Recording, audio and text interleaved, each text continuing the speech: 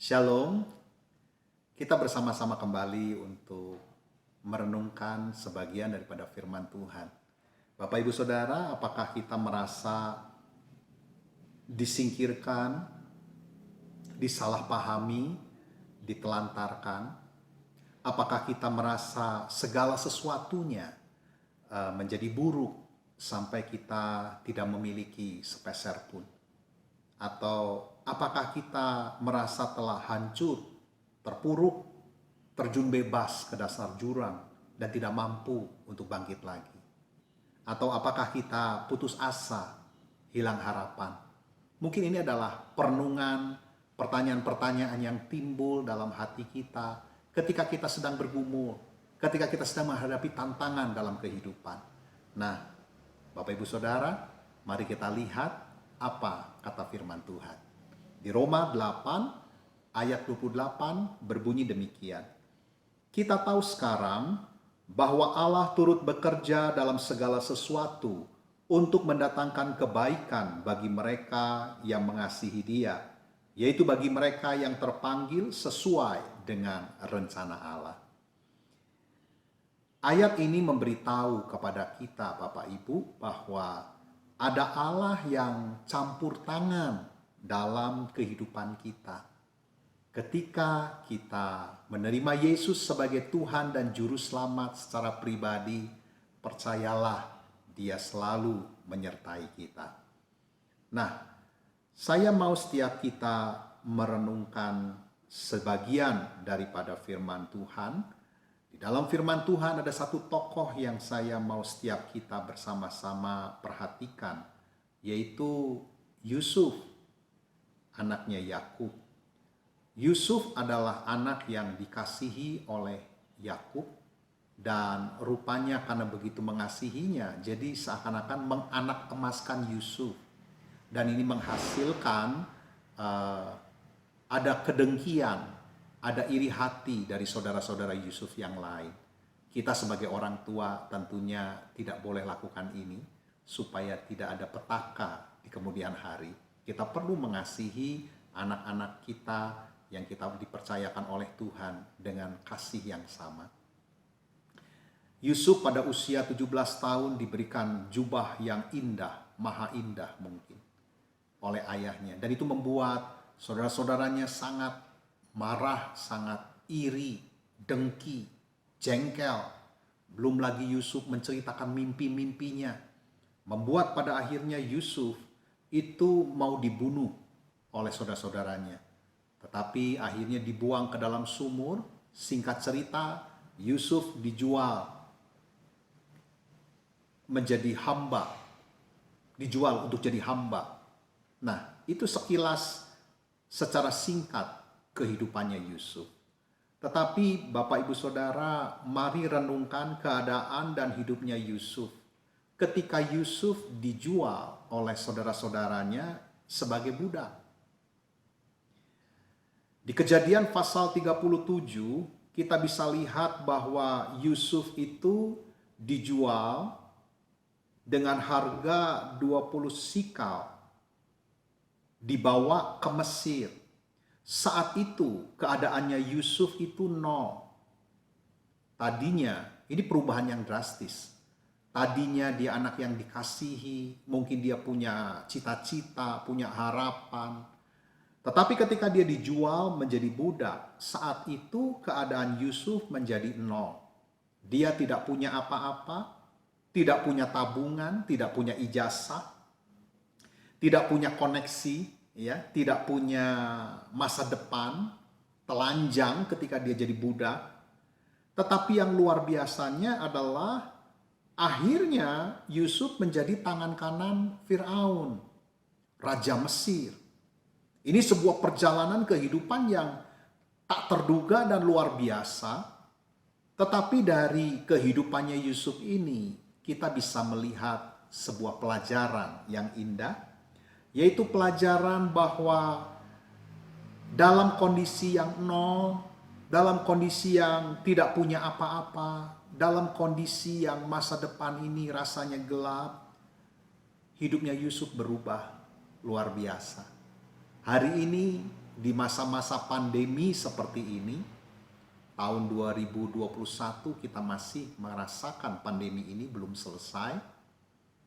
Seakan-akan harapan sudah mulai sirna, apa yang kita punya mulai menyusut, keuangan mulai menyusut, usaha pekerjaan mungkin tidak berkembang, bahkan mundur, atau mungkin bangkrut. Bahkan mungkin kita merasakan bahwa sekarang kita tidak punya apa-apa lagi, nol rasanya. Hari ini firman Tuhan memberikan harapan kepada kita. Pelajaran dari kehidupannya Yusuf itu memberi pelajaran kepada setiap kita. Yang pertama adalah begini, bukan apa yang kita punya yang penting, tetapi siapa yang kita punya itu yang penting. Pertama yang pelajaran dari hidupnya Yusuf yang pertama adalah begini. Yusuf itu sadar bahwa Tuhan ada di setiap langkah kehidupannya. Bapak Ibu Saudara, penting bagi kita untuk kita menyadari ada Tuhan yang menyertai kita. Bukan apa yang kita punya yang penting, siapa yang kita punya. Yusuf memang tidak punya apa-apa, tetapi dia punya Tuhan. Yusuf menyadari kehadiran Tuhan dalam kesehariannya.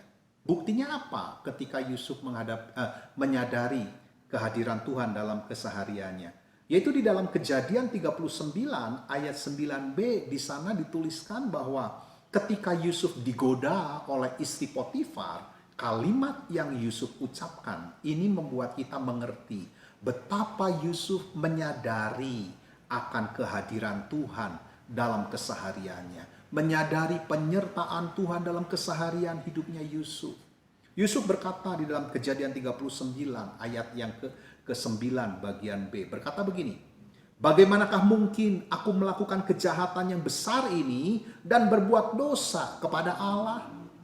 Alasan Yusuf menampik godaan daripada istri Potifar bukan karena jangan nanti Potifar tahu, jangan nanti begini begitu. Jika alasannya hanya sekedar seperti itu, kalau semuanya aman bisa saja dilakukan. Tetapi Yusuf, dia berkata, bagaimana mungkin aku melakukan kejahatannya besar ini dan berbuat dosa kepada Allah. Kalimat yang Yusuf ungkapkan itu adalah kalimat yang lahir dari hati dan pikirannya Yusuf yang menyadari ada Tuhan yang menyertainya dalam kesehariannya Yusuf. Di Kejadian 40 ayat 6 sampai dengan 8, di sana pun Yusuf ketika di dalam penjara berjumpa dengan juru minuman yang sedang bermurung, dia mulai bertanya, dan ketika dia bertanya, juru minuman itu dia menerangkan mimpi yang dia mimpikan. Lalu jawaban Yusuf ini membuktikan betapa Yusuf menyadari akan Allah. Yusuf berkata, bukankah Allah yang menerangkan arti mimpi? Pelajaran pertama dalam hidupnya Yusuf, Bapak Ibu, Yusuf ini sadar, dia menyadari bahwa ada Tuhan dalam setiap langkah hidupnya. Apapun yang dialami oleh Yusuf, yang pertama kali ia sadari adalah kehadiran Tuhan dalam hidupnya. Dia tidak menyadari kekurangannya. Dia tidak menyadari fokus pada dirinya, tidak mampu, terbatas. Dia tidak menyadari yang lain. Dia tidak menyadari masalah, betapa besarnya masalah pergumulan tantangan yang dialami. Yusuf, dia menyadari akan ada Allah yang hadir dalam hidupnya. Ada Allah yang menyertai. Apapun yang sedang kita hadapi, Bapak Ibu Saudara, mari kita lebih menyadari bahwa ada Tuhan dalam setiap situasi yang kita alami, Dia menyertai kita. Yang hilang dari orang-orang percaya pada saat ini adalah hati yang menyadari penyertaan Tuhan dalam hidup mereka. Mereka lebih menyadari tentang keberadaan dirinya, keterbatasannya. Dia lebih menyadari tentang pergumulannya. badai hidupnya. Seharusnya apapun yang kita alami, cepat kita lebih menyadari ada Allah yang menyertai kita. Kita perlu ingat bahwa di dalam kitab Injil pasal yang pertama ayat 23 itu sebuah janji Tuhan kepada kita. Immanuel. Immanuel berarti Allah menyertai kita. Wah, ini sebuah berita yang menghibur, membesarkan hati Bapak Ibu. Ketika kita pertama kali bertobat, terima Yesus sebagai Tuhan dan Juru Selamat secara pribadi. Pada saat itulah Tuhan Yesus mulai hidup dalam diri kita, tinggal dalam diri kita, menyertai kita. Sehingga Roma 8 ayat 28 itu akan berlaku dalam hidup kita.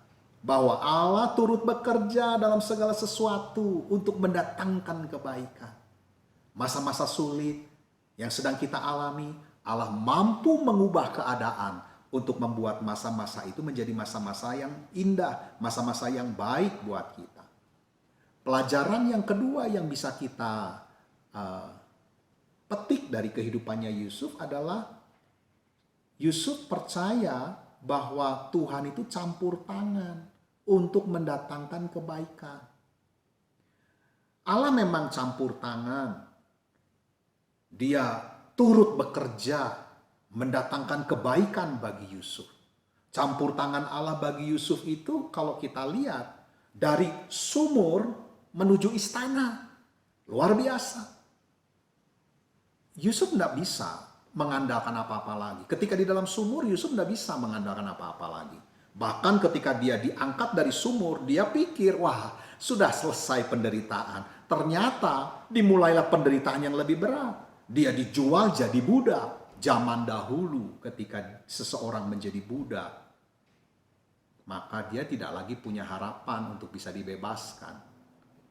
Ya, Yusuf mengalami itu, sudah tidak ada masa depan. Tetapi Yusuf percaya bahwa Allah itu campur tangan dalam hidupnya. Allah yang menyertainya dalam keseharian dia, itu akan campur tangan dalam kehidupannya Yusuf. Buktinya adalah Yusuf dengan saudara-saudaranya ketika Yakub sudah meninggal. Saudara-saudaranya merasa dikejar dosa. Hatinya menuduh karena dia sudah menjual Yusuf, berencana membunuh Yusuf. Dia berpikir bahwa ketika Yakub masih hidup, mereka aman. Sekarang Yakub sudah meninggal, inilah waktunya Yusuf bisa balas dendam. Tetapi apa yang diucapkan oleh Yusuf? Di Kejadian 50 ayat 19 sampai dengan 20. Yusuf berkata, memang kamu telah mereka-rekakan yang jahat terhadap aku, tetapi Allah telah mereka-rekakannya untuk kebaikan. Dijual jadi budak. Jadi budak di rumah Potifar, lalu jadi tangan kanan Potifar. Setelah itu dimasukkan dalam penjara. Tapi setelah itu justru dia jadi tangan kanan daripada Firaun. Dari sumur menuju ke istana. Siapa yang nyangka? Nggak ada yang nyangka. Sekalipun Yusuf, dia pun tidak nyangka. Dia sudah nggak ada harapan. Sudah nggak lagi yang bisa diandalkan. Tetapi bersyukurnya adalah begini. Masih ada Tuhan yang jadi andalan. Yusuf disertai Tuhan, maka Tuhan membuat berhasil segala yang dikerjakan oleh Yusuf. Anda bisa baca itu di Kejadian pasal 39. Ayat 2 dan 3, ayat 23. Tuhan memberkati Yusuf dimanapun dia berada. Menjadikan Yusuf pembawa berkat. Dimanapun Yusuf berada, tempat itu jadi diberkati Tuhan. Apa yang Yusuf kerjakan, di situ diberkati Tuhan. Yusuf ada di rumah Potifar diberkati Tuhan. Yusuf ada di dalam penjara itu pun diberkati Tuhan dalam artian orang-orang yang menjadi narapidana, tahanan-tahanan itu mulai mengalami perubahan-perubahan dalam dirinya karena merasakan ada kehadiran Tuhan dalam hidupnya Yusuf. Anda bisa baca di Kejadian 39 ayat yang kelima, di mana Tuhan memberkati Yusuf. Lalu Tuhan pun melimpahkan kasih setianya sehingga hidup Yusuf penuh dengan kemurahan Allah, penuh dengan anugerah Allah, penuh dengan favornya Allah. Karena penyertaan daripada Allah. Nah, Bapak Ibu, mari kita simpulkan. Pelajaran dari hidupnya Yusuf. Yang pertama, kita ini harus menyadari dan percaya ada Tuhan Yesus yang menyertai. Ada Tuhan Yesus yang campur tangan dalam hidup kita, mendatangkan kebaikan. Tuhan Yesus bersama dengan kita di setiap langkah kehidupan kita untuk menjadikan semuanya menjadi kebaikan buat kita. Dalam masa-masa sulit sekarang ini, jangan patah semangat, jangan berputus asa, masih ada Tuhan Yesus yang menyertai kita. Biarlah hatimu mulai menyadari kehadirannya. Mulailah hatimu disetel untuk mempercayai Tuhan Yesus yang akan campur tangan dalam hidup kita. Pelajaran kedua dari hidupnya Yusuf itu adalah yang penting bukan apa yang kita miliki. Yang penting adalah siapa yang kita miliki. Siapa yang kita miliki? Tuhan Yesus. Yesus yang Immanuel dengan kita. Yesus yang menyertai kita. Dan Anda tahu seperti Yesus, seperti Allah yang menyertai Yusuf dan mengubah hidupnya Yusuf. Anda tahu ketika Allah di dalam Yesus menyertai kita, hidup kita pun berubah. Amin.